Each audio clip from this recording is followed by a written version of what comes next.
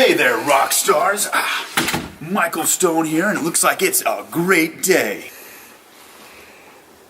Let's go find some rocks.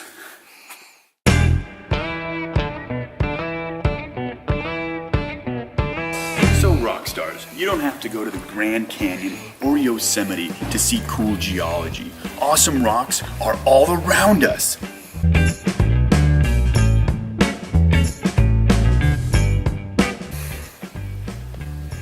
Oh, there's some now.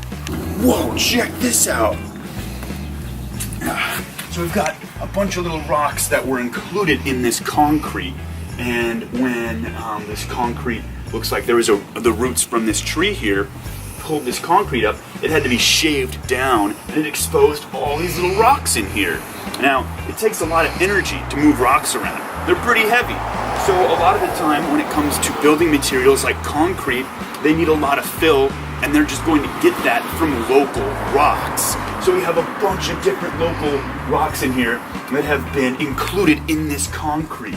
You take a closer look here, we can see sandstone, siltstone, looks like some pieces of chert in here as well.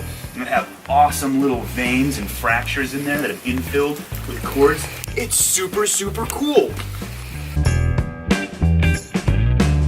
Here we have a modern interpretation where a local native has taken it upon themselves to incorporate local geology as a part of the welcoming of their home. As you can see here, the artistic rendering that they've chosen between a completely natural, unaltered rock and this and then on the other side, after they have made some liberal changes with their own artistic resemblance, really ties together just a real message here between the dualities of life, where on one side is the innocence of new beginnings, and then finally the beauty of self-expression. And just the complete pairing there is absolutely fantastic. Could not have done a better job myself. Absolutely amazing. An artistic piece that really speaks to me, both as a geologist, but also as a human being.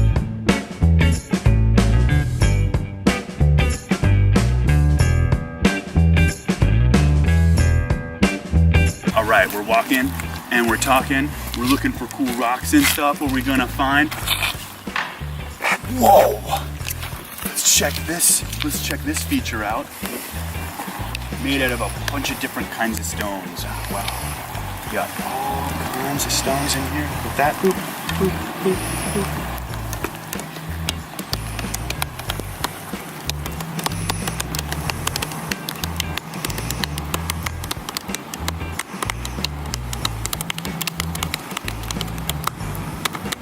But what could they be? Let's take a look here. We've got all kinds of discoloration on these rocks. Notice that like a lot of them are kind of orangish or kind of brownish.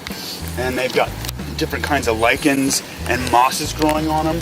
And so that's important to really notice first off, because that might throw us off in terms of our identification of these rocks. So I could take out my rock hammer and start smashing away at these, and that'll tell us real quickly what these rocks are.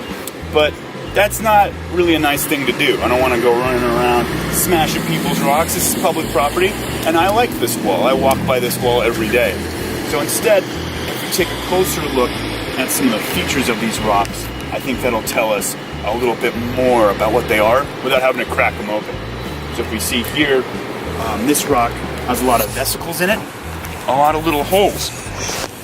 So based off of the vesicles and off of this rock here that was recently broken, we can see that it's likely going to be a basalt. I'm basing that off of a couple of different factors. First is those vesicles that we saw earlier. Basalt is an extrusive igneous rock, meaning that lava gurgled up on the surface, and as it came out of the surface, basalt solidified from that liquid rock into a solid. And when basalt comes up to the surface, sometimes there's trapped gases, like when you open a soda or a soda, all those bubbles come out. It'll be the same thing. We'll get those vesicles. And also on this face here, they don't have any vesicles in this rock, but I can see a fresh exposed face that shows very tiny minerals, not very big minerals, I can see that it doesn't have sedimentary rock grains, so this isn't a sedimentary rock, and based off of the small crystal size, tells us that it's likely an extrusive igneous rock. Because if it was an intrusive igneous rock, it would have more time under the surface to cool, which would give it bigger crystals. So small crystals and vesicles mean that this is probably a basalt. To find out which is mightier, the walnut or the hammer.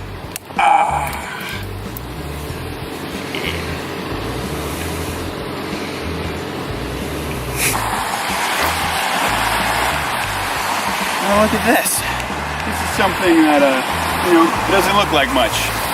People drive over these rocks every single day, and it's used as a fill to help keep mud and dirt from kind of overtaking this dirt parking lot. We can see that they've chosen some pretty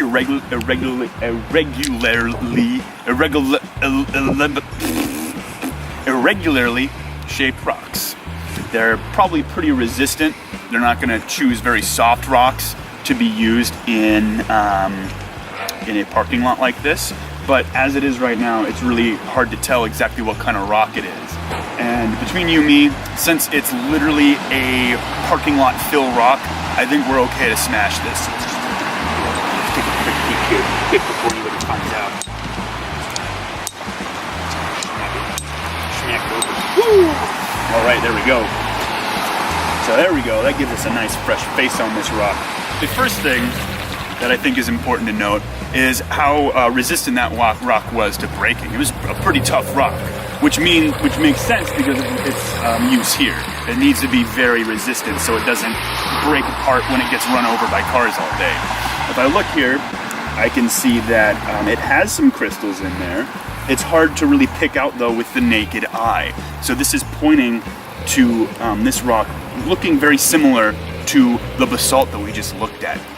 It's not quite the same. It looks like it has a different suite of minerals in there, but I can't really tell with my naked eye exactly what those minerals are. I just know for sure that right now, this looks like another extrusive igneous rock that was chosen for this parking lot. And that makes sense. Extrusive igneous rocks tend to be more resistant. There tend to be a lot of them, especially in our area here in Sonoma County. So it's a very common rock that's going to be used for something like this.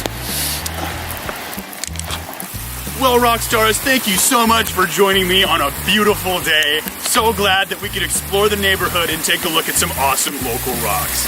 Now remember, no matter where you are, no matter where you live, there's gonna be rocks out there. It might not be the best idea to go out in the middle of winter and go looking for them, but you know, when the weather's right and the conditions are good, feel free to go out and look for some rocks. If you find some rocks out in the neighborhood, rock stars, feel free to take a picture of them. Send them to me, because I want to see them. I want to see your rocks. Feel free to leave them. You can catch me on Instagram. You can catch me on Facebook. I'll leave both those links in the comments below. Feel free to send me some pictures of awesome local rocks that you'd like to share with both me and with your fellow followers here. Because, you know, I want you to go outside and explore the awesome geology and the awesome power of nature yourself as well. So take care, rock stars. Have a great week, and we'll catch you next time. Oh my God! Oh, Jesus. Okay, you gotta walk while you can see the hail bouncing on the ground. Should it start now? Yeah, go. Alright.